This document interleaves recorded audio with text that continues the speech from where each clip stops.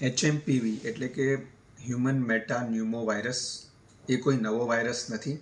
Virus 2001થી જ અસ્તિત્વમાં છે અને ફ્લૂના બીજા વાયરસ જેવો જ વાયરસ છે. એના લક્ષણો પણ ફ્લૂ જેવા એટલે કે શરદી, તાવ, ઉધરસ આવા જ લક્ષણો હોય છે. એટલે તમામ લોકોને નમ્ર વિનંતી કે ગભરાવાની જરાય પણ જરૂર નથી, સાવચેત રહેવું જરૂરી છે. આ રોગની સારવાર માટેની તમામ વ્યવસ્થા સિવિલ હોસ્પિટલ જુનાગઢ ખાતે ઉપલબ્ધ છે. તે માટે જરૂરી તબીબીઓ, દવાઓ તથા ઓક્સિજન માટેની પૂરતી વ્યવસ્થા છે.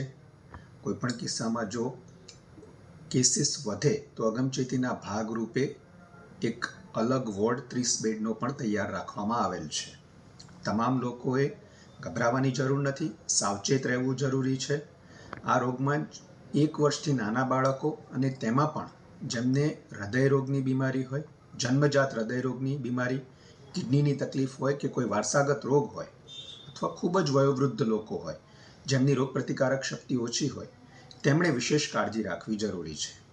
તમામ લોકોએ શારીરિક શ્રમ, વ્યાયામ, યોગ કરવા, પૌષ્ટિક આહાર લેવો તથા પૂરતા પ્રમાણમાં ઊંઘ લેવી, જેનાથી આપણી રોગપ્રતિકારક શક્તિ વધે છે.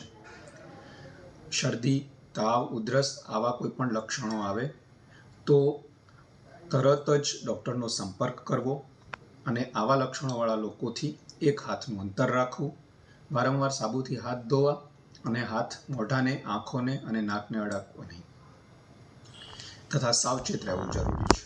Thank you.